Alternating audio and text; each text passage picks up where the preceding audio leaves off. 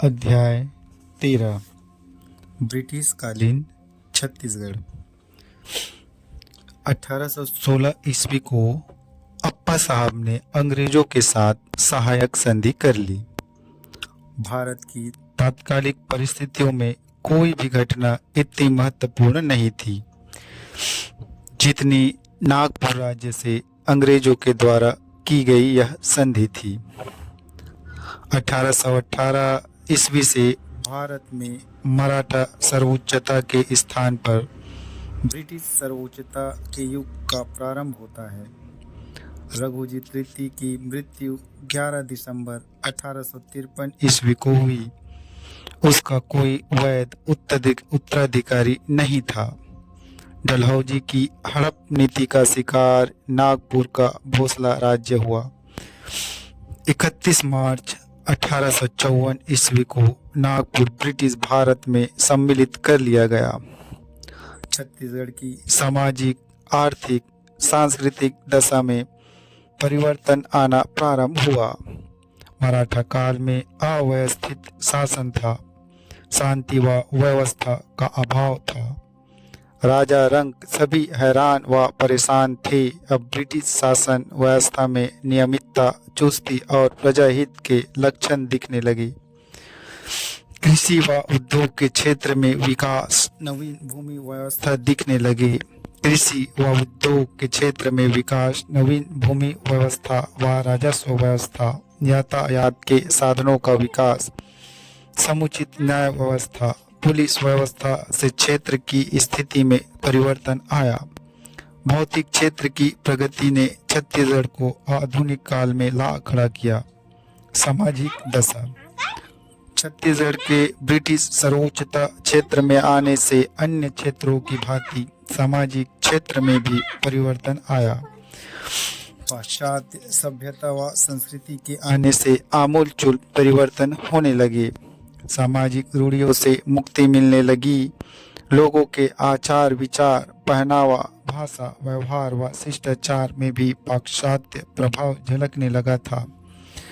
विभिन्न कालों में विभिन्न उद्देश्यों से छत्तीसगढ़ आने और यही बच जाने वाले जाति प्रजाति के लोगों की सांस्कृतिक धाराएं यहाँ की छत्तीसगढ़ी संस्कृति से मिलकर गंगा यमुनी संस्कृति बनी। अंचल का काफी बड़ा भाग वनों पहाड़ों से युक्त होने के कारण यहाँ आदिवासी संस्कृति का जोर था।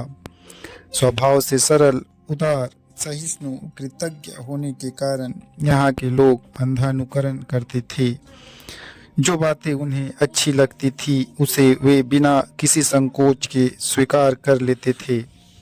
भूमि की अधिकता व अनाज की विपुलता के कारण भी लोगों में गतिशीलता व क्रियाशीलता का अभाव था। संघर्ष की कमी से साहसिक वृत्ति का अभाव रहा। लोगों की प्रवृत्ति मूलतः असैनिक थी। छत्तीसगढ़ के गांव प्रायः एक जाति गांव थे। एक ही जाति के लोगों की अधिकता व प्रधानता थी। बाहर से आकर बसने वालों ने गणित बिगाड़ा। गांव का प्रमुख गौटिया था और हर वो गांव में सेवा करने वाले नाई, धोबी, लोहार, रावत, चर्मकार बसे होते थे। सेवा के बदले उन्हें ढोली खेत दिया जाता था जिसकी उपज पर उनका अधिकार होता था। तेल का व्यवसाय तेली जाति के लोग करते थे। बैगा व गुनिया का भी प्रभाव समाज पर था। निम्न वर्ग के लोगों पर जंतर मंतर, जादू टोना का प्रभाव था। छत्तीसगढ़ में वर्ण व्यवस्था थी। ब्राह्मण, क्षत्रिय, वैश्य व शूद्र चारों वर्णों के लोगों का निवास था। समाज में ब्राह्मण को सर्वोच्च सम्मान प्राप्त था। इसके पश्चात क्षत्रिय व वैश्यों को था। कलचुरी शासनकाल में उत्तर भारत से बड़ी संख्या में ब्राह्मण यहाँ आए और राजस्व पाकर यहीं बस गए। छुआछूत की भावना थी। समाज में एकता का संदेश फैलाने वाले सतनाम पंथ, कबीर पंथ, ईसाई पंथ ने प्रयास किया व थोड़ी बहुत सफलता भी पाई। आर्य समाज व थियोसोफिकल सोसाइटी का भी सराहनीय था। महात्मा गांधी के दलित उत्थान आंदोलन का भी प्रभाव पड़ा। पंडित सुंदरलाल शर्मा का यह कार्य गांधी से पहले यहाँ कर ख्याति प्राप्त कर चुके थे। अंग्रेजी शिक्षा देने वाली संस्थाएं स्थापित हुई जहाँ बिना किसी भेदभाव के समान बर्ताव होता था। अंग्रेजी शिक्षा के साथ आधुनिक ज्ञान विज्ञान का प्रवेश हुआ। खालसा क्षेत्रों के अलावा रियासती क्षेत्रों में भी नए स्कूल और सामाजिक परिदृश्य में बदलाव आया। सामाजिक जीवन पर हिंदू संस्कृति और हिंदू सामाजिक संस्थाओं का वर्चस्व था। ईश्वर पर अगाध श्रद्धा के कारण पाप कर्म में से निरत रहने वाले लोग थे। बस्तर में नर बलि की शिकायत प्रायः मिलती थी। अपनी देवी को प्रसन्न करने के लिए नर की बलि दे दी जाती थी। अंग्रेजी राज में इस पर कठोर नियंत्रण स्थापित किया गया। शिकायत मिलने पर गहन जांच की जाती थी। राजा को सख्त हिदायत दी जाती थी। दीवान को इस प्रथा को रोकने के हेतु अधिकृत किया जाता था। भारत को कृषि व कृषि ऋषि संस्कृति वाला देश कहा जाता है। भारत के मध्य भाग में स्थित छत्तीसगढ़ की भी यही विशेषता थी। मुख्य व्यवसाय कृषि था। धान की पैदावार अधिक थी। धान के कटोरा के नाम से अंचल जाना जाता था। सूखा या अतिवर्षा के फलस्वरूप पड़ने वाले अकाल से किसान साहूकारों से ऋण लेकर भारी ब्याज पटाता था। ऋणग्रस्तता मुख्य समस्या थी। प्रेमचंद ने भारतीय किसानों के संदर्भ में लिखा है कि वे ऋण में ही जन्म लेते हैं, बढ़ते हैं और मृत्यु पर्यंत ग्रस्त रहते हैं। छत्तीसगढ़ के किसानों पर भी 100% सटीक बैठता है। सन 1913 में केंद्रीय सहकारी एवं भूमि विकास बैंक की स्थापना रायपुर में हुई और किसानों को कुछ राहत मिली।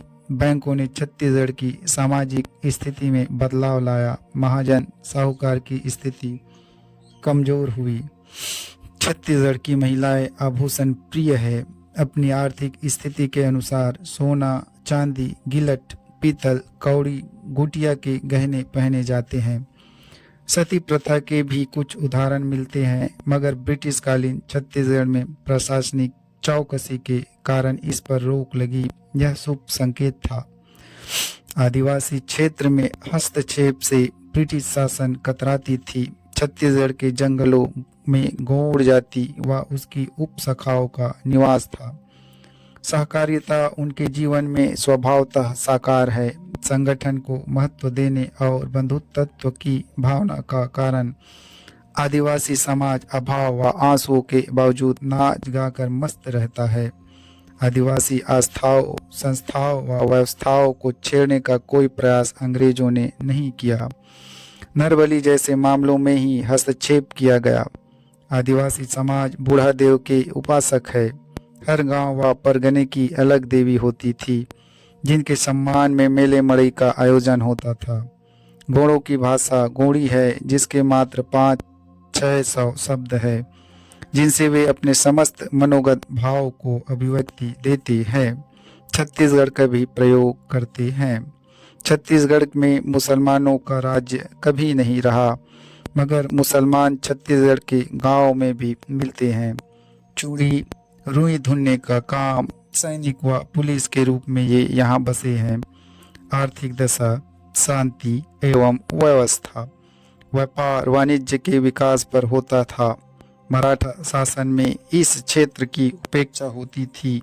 व्यापार वाणिज्य को बढ़ावा देने के लिए उस काल में कोई प्रयास नहीं हुआ। यातायात की सुविधाओं के विकास की ओर ध्यान आकृष्ट किया गया। देशी रियासतों के राजाओं को इसके लिए प्रेरित किया जाता था। ऐसे क्षेत्र जो दुर्गम थे, पहुंच विहीन थे, वहां तक सड़कें बनाई गई। बड़ी संख्या में लोगों का आना जाना प्रारंभ हुआ। रेल लाइन बिछाने का श्रेय भी अंग्रेजों को जाता है। रेलों के निर्माण ने व्यापार के क्षेत्र में क्रांति ला दी। यद्यपि कच्चे माल की निकासी के लिए और इंग्लैंड में तैयार माल के बाजार के लिए रेलों का विकास किया गया, मगर इससे अंचल को लाभ मिला। डाक, तार टेलीफोन की सुविधा ने एक और क्रांति लाई। विभिन्न उद्देश्यों से छत्तीसगढ़ में आने वाले और यहीं बच जाने वालों के संपर्क में आने से छत्तीसगढ़ वासियों के रहन सहन, खान पान, आचार विचार में परिवर्तन आया। कृषि प्रधान क्षेत्र होने के कारण छत्तीसगढ़ को नहरों की जाल की आवश्यकता थी, मगर अंग्रेजी काल में इस क्षेत्र में उदासी झलकती है। अनुसंधान सलाह, कृषि शिक्षा की व्यवस्था से कृषि को नवीन गति मिली, मगर वांछित पैदावार नहीं मिला। सिंचाई सुविधा नहीं मिली, ऋण की सुविधा नहीं मिली। धमतरी के पास रुद्री नहर और बालोद में आदमाबाद नहर का निर्माण अंग्रेजी काल में हुआ। तालाब कुएं बनाए गए, पुरानों की मरम्मत की गई, कृषि योग्य भूमि का विस्तार हुआ। कृषि प्रधान छत्तीसगढ़ के किसानों की दशा में सुधार परिलक्षित होने लगा। भारतीय कुटीर उद्योग को नष्ट किया गया। आर्थिक शोषण के लिए विदेश शासन यहाँ करता ही है। छत्तीसगढ़ के शिल्पी, दस्तकार, कारीगर, बुनकर बेकार हुए। रायगढ़ में जूट मिल और राजनांदगांव में कपड़ा मिल स्थापित हुआ। आजीविका का नया साधन मिला। छत्तीसगढ़ में औद्योगिक श्रमिकों का नया वर्ग तैयार हुआ। 6 माह खेती का काम, फिर मिल में काम करने से लोगों की आर्थिक दशा में सुधार हुआ। लोगों की क्रियाशीलता में वृद्धि हुई। सोच में परिवर्तन आया। अक्षम नौकरी की ओर लोग आकर्षित हुए। शहर की ओर पलायन का प्रारंभ हुआ, जिसका दुष्परिणाम 100 वर्ष बाद सामने आया। छत्तीसगढ़ में जो कमजोर नस्ल के ढोर पाए जाते थे, उसके स्थान पर सागर, रीवा, गंजाम, मद्रास से बैल भैंस बिक्री के लिए यहाँ आने लगे। वह जानवरों का नस्ल सुधार हुआ। दुर्ग जिले में रानी तरई बड़े ढोर बाजार के रूप में चर्चित हुआ। भारत में अंग्रेजी राज का जो अभिशाप झेलना पड़ा, उसके तहत अकालों का इतिहास प्रारंभ होता है। लगभग 2 करोड़ लोग अकाल से विभिन्न कालों में मर गए, मगर विदेशी सरकार को मगरमच्छ आंसू बहाने के अलावा कोई फर्क नहीं पड़ा। सोने की चिड़िया के नाम से चर्चित देश अभाव अकाल का देश बन गया। विदेशी शासन का यह अभिशाप था। भारतीयों की हड्डियों से देश के मैदान सफ़ेद हो गए। एक उच्च पदस्थ अंग्रेज ने टिप दी थी। 1921 ईस्वी को रतनपुर के पास घूटा घाट बांध का निर्माण प्रारंभ हुआ। 1927 ईस्वी तक इसे पूरा कर लिया गया। लगभग 66 लाख रुपये इस पर खर्च हुए। सिंचाई की सुविधा बढ़ी। धान के अलावा गेहूं, कोदो, चना, बटरा, तिल, मूंग, उड़द, अरहर, मूंगफली, सरसों की फसल को इससे लाभ हुआ।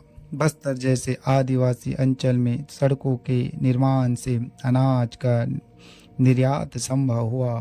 फलतः बस्तर वासियों के लिए चावल महंगा हो गया। सिक्कों का बड़े पैमाने पर चलन हुआ। नाप व माप के क्षेत्र में सुधार हुआ। वनोपज के निर्यात से भी अंचल समृद्ध हुआ। वनों का आरक्षण किया गया। फलतः बस्तर जैसे क्षेत्रों में 1910 ईस्वी में भयानक विद्रोह हुआ। आरक्षण की वृहद योजनाएं छोटी बनाई गई।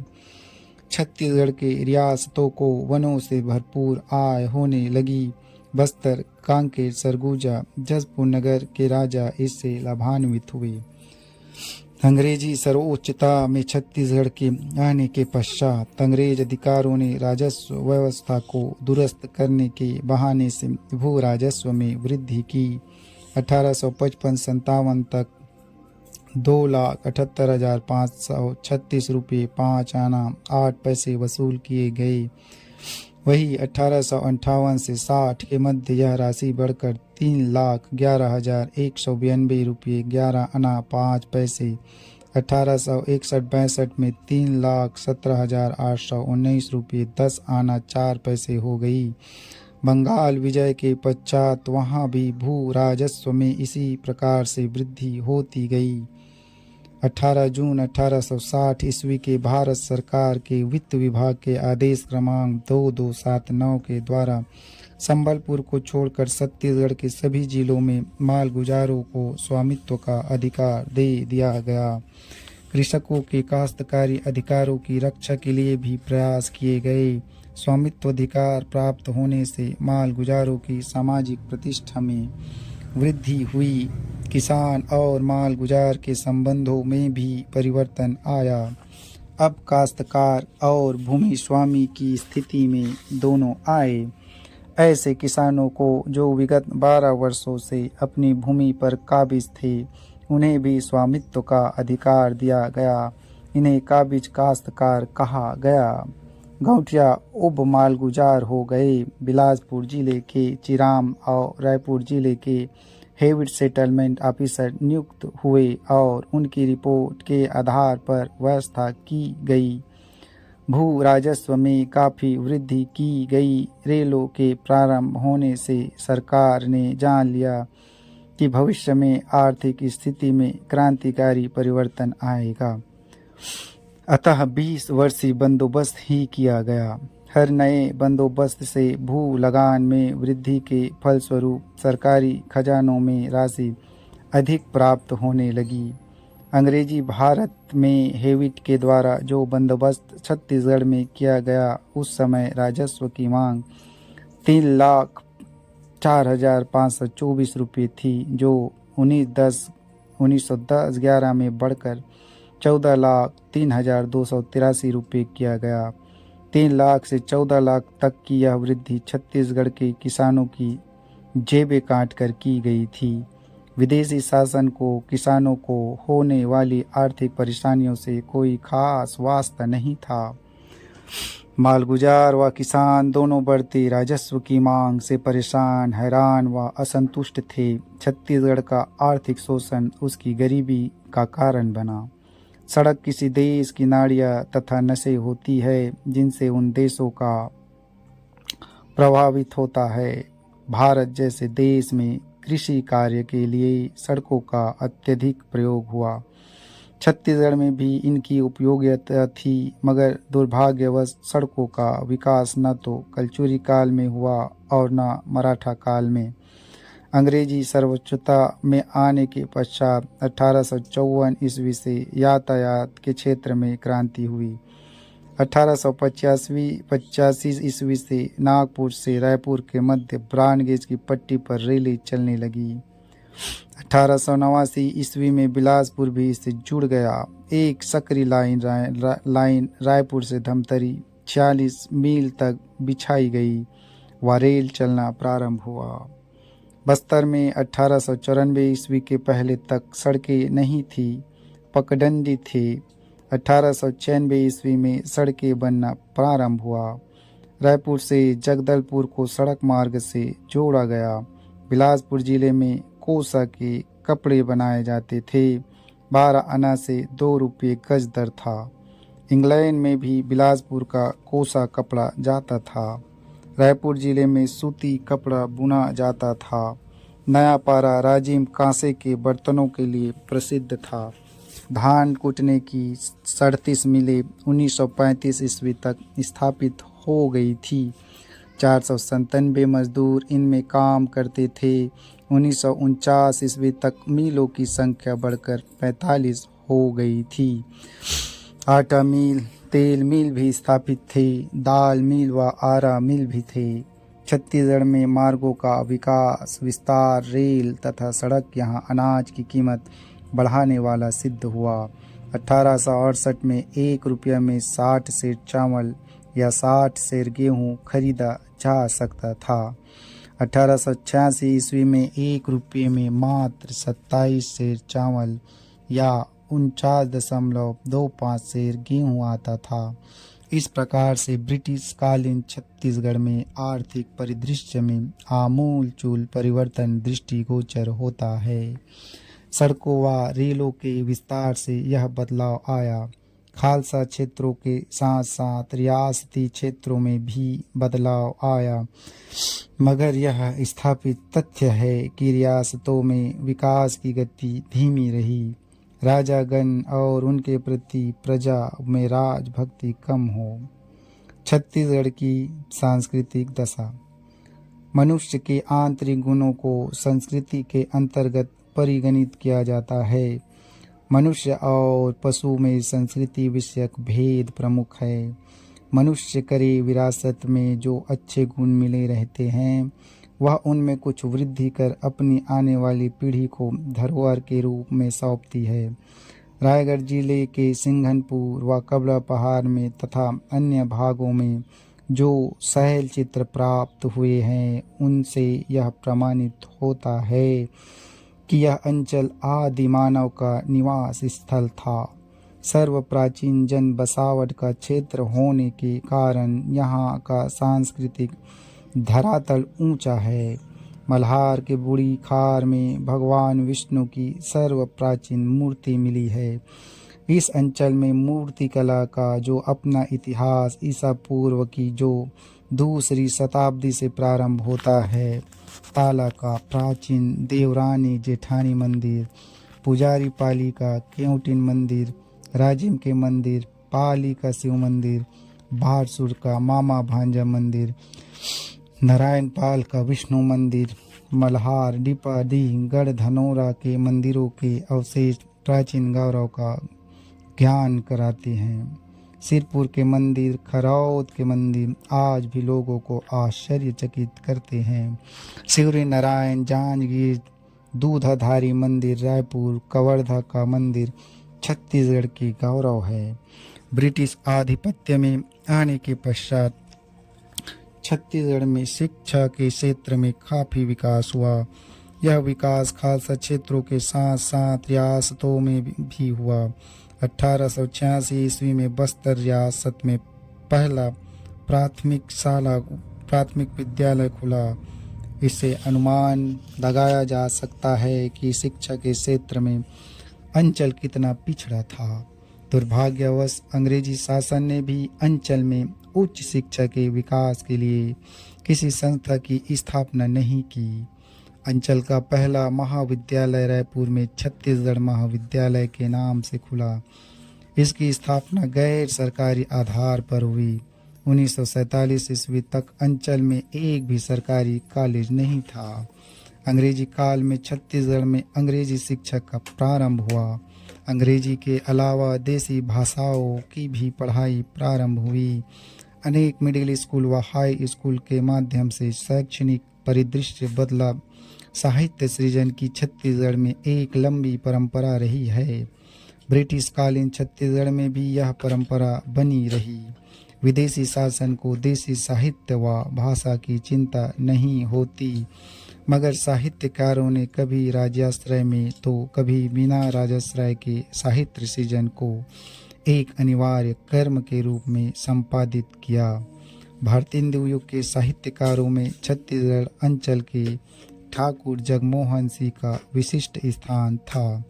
बिलासपुर जिलों के शिवरी नारायण तहसील में तहसीलदार के पद पर रहते हुए 1880 ईस्वी में उन्होंने बहुपठित श्याम वासना नामक उपन्यास की रचना की।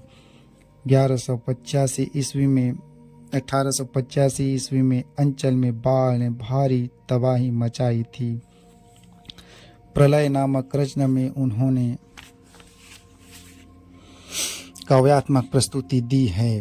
प्राचीन ग्रंथों पर उनकी टीका सार गर्भित रही है। जगन्नाथ प्रसाद भानु का नाम भी उल्लेखनीय साहित्यकारों में शामिल है।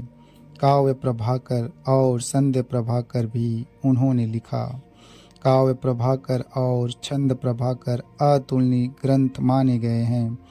डॉक्टर सुशील कुमार त्रिवेदी ने लिखा है, साहित्य शास्त्र के सैद्धांतिक तथा व्यावहारिक पक्षों में समाज शास्त्री और वैज्ञानिक विवेचन की स्वीकृति हमें पहली बार आचार्य जगन्नाथ के साहित्य शास्त्री ग्रंथों में मिलती है। 1885 ईस्वी में उन्हें भानु की उपाधि मिली। छंद, लक्षण, मात्रा, वर्ण आदि का विशद वर्णन 1893-94 में लिखित छंद प्रभाकर में मिलता है। 1897 ईस्वी में पंचामृत रामायण की रचना की जो चर्चित रही। शिवरी नारायण के पंडित मालिक राम त्रिवेदी ने राम राज्य तथा प्रबोध चंद्रोदय नामक 2 नाटक लिखकर ख्याति प्राप्त की। रायगढ़ के अनंतराम पांडे ने कपटी मुनि नाटक लिखा। पेंड्रा के रामराव चिंचोलकर छत्तीसगढ़ मित्र के संपादक थे। मुकुरधर पांडे को छायावाद का जनक माना जाता है। रायगढ़ के राजा चक्रधरसी ने संगीत विषयक ग्रंथ लिखे। ताल तोयनिधि, ताल बल पुष्पाकर, नर्तन सर्वस्व, मूरज पुष्पाकर, राग रत्न, मंजूषा संगीत विषयक ग्रंथ है। साहित्यिक कृतियों में वैराग गांव, अलकापुरी, माया चक्र, प्रेम के तीर, रम्य रास, मृगनयनी की गणना होती है। पंडित बलदेव प्रसाद मिश्र अच्छे कवि, लेखक, समालोचक, इतिहासकार थे। पदूमलाल पुन्नालाल बख्शी खैरागढ़ के थे। सरस्वती जैसे ख्याति प्राप्त पत्रिका का उन्होंने संपादन किया था। कवि, कहानीकार, समालोचक, निबंधकार के रूप में उनकी प्रसिद्धि थी। पंडित राम दयाल तिवारी, बाबू मालवी प्रसाद श्रीवास्तव, पंडित सुखलाल पांडे ने भी साहित्य सृजन के क्षेत्र में ख्याति प्राप्त की। माधवराव सप्रे ने रायपुर में रहकर संपादक, निबंधकार के रूप में प्रसिद्ध हुए। ब्रिटिश कालीन भारत में खालसा क्षेत्र के साथ साथ रियासती क्षेत्रों में भी साहित्य सृजन हुआ। बस्तर में ठाकुर केदारनाथ ने बस्तर भूषण की रचना 1908 में की। बस्तर के इतिहास के अलावा वहाँ की संस्कृति विषयक जानकारी मिलती है। खैरागढ़ के धानूलाल श्रीवास्तव ने अष्टराज अम्भोज में छत्तीसगढ़ के 8 रियासतों कांके, राजनांदगांव, खैरागढ़, छुई खदान, सारंगढ़, रायगढ़, शक्ति, कवर्धा का इतिहास लिखा। संस्कृति विषयक जानकारी भी दी। लाल प्रद्युम्न सिंह ने नागवंश का इतिहास लिखकर खैरागढ़ के बारे में वर्णन प्रस्तुत किया है।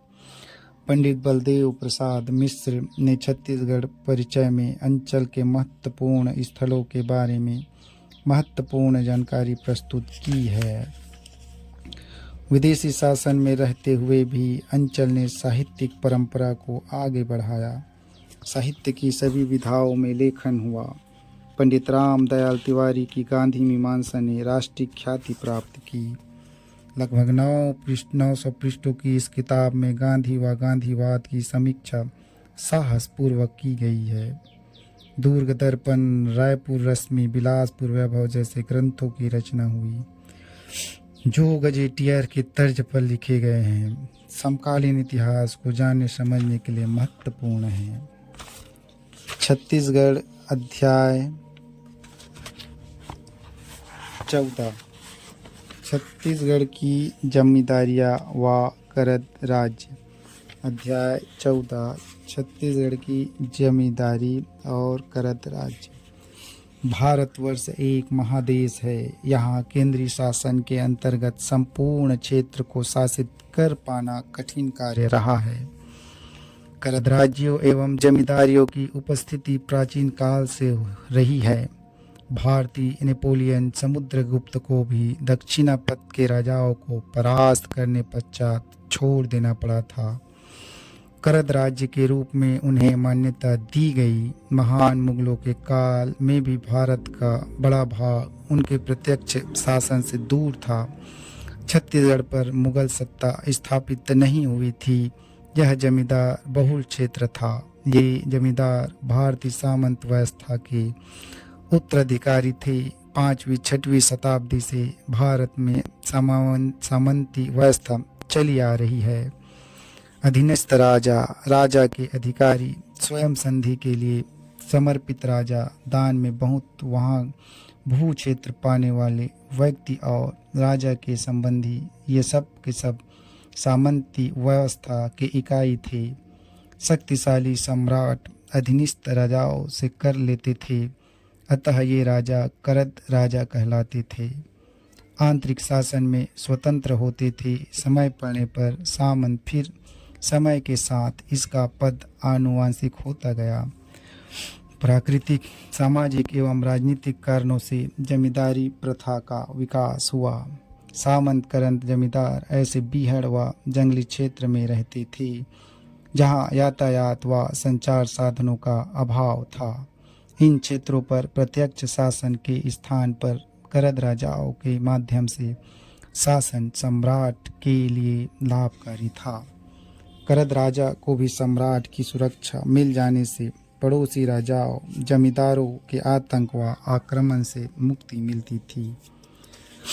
इस प्रकार से सम्राट व करद राजा दोनों एक दूसरे की कमजोरी को भुनाने में लगे रहते थे। जमींदार शब्द का शाब्दिक अर्थ जमीन रखने वाला होता है।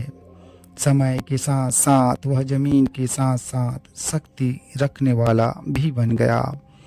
उसकी प्रतिष्ठा में वृद्धि हुई और सम्राट की नज़र उस पर पड़ी और वह करद राजा के रूप में प्रतिष्ठित हो गया। किसानों से वसूल किए गए कर का एक निश्चित भाग प्रतिवर्ष सम्राट को देकर वह अपने अंचल का सर्वेसर्वा बन बैठा। केंद्रीय शक्ति ने भी राजनीतिक आवश्यकता के रूप में करद राजाओं को लिया। आर्थिक व सैनिक सहायता के बदले इलाके जमींदारों को दे दिए गए। रिचर्ड टेम्पल ने लिखा है, छत्तीसगढ़ के अशांत व अव्यवस्थित क्षेत्र में शांति व व्यवस्था की स्थापना के उद्देश्य से जमींदार स्थापित किए गए। नागपुर में रेजिडेंट के रूप में वर्षों कार्य करने वाले जेनिंग्स भी स्थिति की समीक्षा करते लिखते हैं। भौगोलिक परिस्थिति, सामाजिक व्यवस्था, भूमि की व्यवस्था के कारण छत्तीसगढ़ में जमींदारों का अस्तित्व नैसर्गिक व अनिवार्य रहा। समाज में भूमि स्वामित्व के आधार पर दो वर्ग था। एक वर्ग जमींदारों का था जो भूमि के स्वामी थे। दूसरा वर्ग किसानों का, रैयतों का था जो जमींदारी प्रथा के अंतर्गत जमींदार से या कुछ वर्षों के लिए भूमि प्राप्त करता था, फसल उगाता था और भूकर के रूप में एक निश्चित राशि जमींदार को प्रति वर्ष देता था। जमींदार भी अपने नियंत्रण में काफ़ी भूभाग रखता था और मजदूरों के माध्यम से फसल उगाता था। जमींदारों का अपने क्षेत्र की जनता पर पूर्ण नियंत्रण रहता था, यद्यपि उनका यह अधिकार अस्पष्ट और अनियंत्रित था। जमींदार का मुख्य कार्य अपनी जमींदारी क्षेत्र में शांति व व्यवस्था बनाए रखता था। जमींदारों के अधिकार व कर्तव्य उतने ही होते थे जितने केंद्रीय शक्ति के द्वारा उन्हें दिए गए होते थे। शक्तिशाली जमींदार अधिक शक्ति पाने में सफल रहते थे। जमींदार प्रायः अपने अधिकार बढ़ाने के लिए और वार्षिक कर घटवाने के लिए सचेष्ट रहते थे। छत्तीसगढ़ में कलचुरी काल में जमींदारों की स्थिति में बदलाव आया। कलचुरी है हो शासकों का छत्तीसगढ़ आगमन त्रिपुरी से हुआ था। पहले तुम्बान, फिर रतनपुर, खल्लारी व रायपुर में उनका शासन केंद्र स्थापित हुआ। छत्तीसगढ़ क्षेत्र पर उन्होंने सैनिक शक्ति के बल पर अधिकार स्थापित किया, मगर इस अंचल की भौगोलिक स्थिति ने उन्हें जमींदारों को मान्यता देने के लिए विवश किया। मैदानी क्षेत्रों पर अधिकार स्थापित करने में कलचुरियों को कोई परेशानी नहीं हुई, मगर जंगली व पहाड़ी क्षेत्रों में गोंड व अन्य सरदारों को जमींदार के रूप में मान्यता दी, स्थापित किया। अधीनता स्वीकार करना वे नहीं भूले। यहाँ के जमींदारों ने भी कलचुरियों से समझौता करने में भलाई समझी। छत्तीसगढ़ के इन जमींदारों ने कलचुरियों से जो समझौता किया उसमें वार्षिक कर देने की बात नहीं थी। आवश्यकता अनुसार केंद्रीय शक्ति को सभी प्रकार की सहायता पहुंचाती थी। 1906 से पूर्व छोटा नागपुर संभाग के अंतर्गत आने वाले सरगुजा क्षेत्र के जमींदारों का इतिहास भी कम रोचक नहीं है। मिस्टर रफेसिड ने अपनी रिपोर्ट में लिखा है, सरगुजा के राज्य पर रक्षेर राजपूतों ने अपना अधिकार स्थापित किया। उन्होंने गोंड, कंवर, खैरवाड़ जैसी आदिम जातियों से इसे जीता था। प्रारंभिक विजय अभियान के पश्चात ऐसा एक भी उदाहरण नहीं मिलता जिससे यह विश्वास हो कि स्थानीय आदिवासी प्रमुखों के पैतृक अधिकारों में कोई परिवर्तन किया गया हो। मराठा काल में छत्तीसगढ़ के जमींदार। छत्तीसगढ़ के इतिहास में सन 1741 ईस्वी की तिथि महत्वपूर्ण है। इस वर्ष सेनापति भास्कर पंत ने रतनपुर को जीतकर छत्तीसगढ़ में मराठा राज्य की नींव रखी। कलचुरी शासक परास्त हुए। छत्तीसगढ़ के जमींदारों के साथ कौन सी नीति अपनाई जाए, यह अहम प्रश्न था। मराठों ने पहले तो जमींदारी क्षेत्रों को खालसा भूमि में परिणत किया, परंतु शीघ्र ही उन्हें अपनी गलती समझ में आ गई। छत्तीसगढ़ का जंगली व पठारी भाग बिना जमींदारों के शासित हो पाना कठिन था। राजनांदगांव, छुई खदान व खुज्जी नई जमींदारियां बनाई गई। इस प्रकार से कलचुरी शासन काल में भी पुरानी जमींदारियों का अस्तित्व बना रहा। इन जमींदारियों से जो नए समझौते मराठों ने किए उसके अनुसार इन्हें अब कर देने वाले आश्रित राज्यों के रूप में बदल दिया गया। एक निश्चित वार्षिक धन राशि मराठे जमींदारों से वसूलने लगे जो टाकोली के नाम से चर्चित हुआ। अब जमींदार व संप्रभु के संबंध में बदलाव आया। अंग्रेज अधिकारी चिसोम ने अपनी रिपोर्ट में लिखा है, छत्तीसगढ़ की जमींदारियां जो है कलचुरी शासकों द्वारा सैनिक सेवा के बदले प्रदान की गई थी, मराठा काल में टाकोली देने वाले आश्रित राज्यों के रूप में बदल दिए गए। इस प्रकार अब ये जमींदार मराठों को बड़ी राशि भेंट स्वरूप देने लगे, जिससे हमेशा वृद्धि होती रहती थी। मराठों ने छत्तीसगढ़ पर जब सूबेदारों के माध्यम से शासन करना प्रारंभ किया, तब जमींदारों के साथ संबंधों में खिंचाव आने लगा। सूबा शासन अधिक से अधिक ऐंठना चाहते थे, जबकि जमींदार कम से कम राशि देना चाहते थे। छत्तीसगढ़ के विभिन्न क्षेत्रों से वसूल होने वाली आय घटती गई। छत्तीसगढ़ अंचल में शासन, संचालन तथा शांति व्यवस्था बिना जमींदारों के सहयोग के नहीं हो सकता था। जमींदारों के असहयोग या वांछित सहयोग के अभाव ने छत्तीसगढ़ की शासन व्यवस्था को भी प्रभावित किया। सूबेदार केशव गोपाल के काम में छत्तीसगढ़ के जमींदार स्पष्ट रूप से मराठा विरोधी हो गए। जमींदार नियत टाकोली किस्तों में पटाते थे, नियमित अदायगी नहीं होती थी। मराठा सूबेदारों को छत्तीसगढ़ के जमींदारों से बकाया राशि वसूलने के लिए सैनिक भेजने पड़ते थे। नागपुर के मराठा शासक बिना जमींदारों स्थिति जाने बिना उनसे वार्ता किए टकोली की राशि बढ़ा दिया करते थे। यह भी बनते बिगड़ते संबंधों का एक कारण था। छत्तीसगढ़ के इतिहास में 1818 से 1830 ईस्वी का काल ब्रिटिश नियंत्रण का काल था। चतुर्थ मराठा युद्ध के पश्चात 1818 से सर्वोच्चता के युग का प्रारंभ हुआ। छत्तीसगढ़ की शासन व्यवस्था मराठा शासक के एजेंट के रूप में अंग्रेज करने लगे। अंग्रेजों ने पहली बार जमींदारों व केंद्रीय शक्ति के बीच के संबंधों को लिखित, स्पष्ट व नियमित बनाया। टाकोली में जो प्रायः वृद्धि कर दी जाती थी, उससे जमींदारों को अब राहत मिली। जमींदारों को शासन व्यवस्था के भागीदार बनाया गया। उनके अधिकार व कर्तव्य सुनिश्चित किए गए।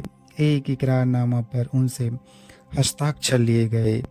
बस्तर के राजा महिपाल देव ने 1819 ईस्वी में छत्तीसगढ़ के सुप्रिंटेंडेंट मिस्टर इगन्यू से जो इकरारनामा किया, उसकी शर्तें निम्नानुसार है। पहला, बस्तर राजा ने नागपुर राजा का आश्रित होना स्वीकार किया, उसकी भावी पीढ़ी भी आश्रित होगी। दूसरा, नागपुर राजा ने बस्तर राजा को सुरक्षा प्रदान की। तीसरा, बस्तर राजा व उसके उत्तराधिकारी नागपुर राज्य के सहयोगी के रूप में कार्य करेंगे। चौथा, नागपुर राजा के अलावा अन्य राज्यों से स्वतंत्रता पूर्वक व्यवहार नहीं करेंगे। अपने विवादों का निपटारा नागपुर राजा के माध्यम से करेंगे। पांचवा, बस्तर में व्यापारियों को बिना कर पटाए व्यापार करने व सुरक्षा देने का वचन दिया गया। छठवां, नागपुर राजा के किसी शत्रु को बस्तर राजा शरण नहीं देगा। सातवां, बस्तर नरेश निर्धारित टकोली को 3 किस्तों में जमा करेगा। आठवां, बस्तर राजा पर पिछले वर्षों के ना पटाए गए टकोली की राशि माफ की गई। नौवां, इस इकरारनामे पर दोनों पक्षों के प्रतिनिधियों के द्वारा हस्ताक्षर किए गए। 1818 ईस्वी में जब अंग्रेजी नियंत्रण में छत्तीसगढ़ था, तब यहाँ जमींदारों की कुल संख्या 27 थी। 1819 में जो समझौता किया गया उसे 1827 ईस्वी में नई सिरे से किया गया और न्याय संबंधी अधिकार जमींदारों के घटाए गए। जमींदार अब पहले की भांति सार्वभौम शक्ति के रूप में नहीं रह गए। जमींदारों के महत्व को घटाना था, इसलिए उनके अधिकारों को शनय शनय कम किया गया। जमींदारों को नियंत्रित करने में समय लगा। 1857 से 58 ईस्वी के महाविद्रोह के पश्चात जब भारत का शासन कंपनी के हाथों में ब्रिटिश काउन ने अपने हाथों में लिया, तब राजाओं को भय मुक्त करने के लिए उन्हें एडाप्शन सनद दिया गया। 11 मार्च 1862 ईस्वी को बस्तर राजा को दिया गया सनद निम्नानुसार अनुदित है। पहला, तत्र महती सामग्री के भारत के कतिपय राजकुमारों एवं अपने अपने क्षेत्रों पर शासन करने वाले राज प्रमुखों की सरकारों को स्थायित्व प्रदान करने तथा उनके राजवंशों के प्रतिनिधित्व को गरिमा एवं नरत्व प्रदान करने की इच्छुक होने के कारण यह सनद आपको तत्र महती की इच्छा को पूरी करते हुए प्रदान की जाती है कि स्वाभाविक उत्तराधिकारी के अभाव में ब्रिटिश सरकार आपके अथवा आपकी रियासत के भविष्य में भी होने वाले राज प्रमुखों द्वारा हिंदू विधि एवं आपकी जाति परंपरा के अनुसार गोद लिए गए किसी भी उत्तराधिकारी को मान्यता एवं संपुष्टि प्रदान करेगी।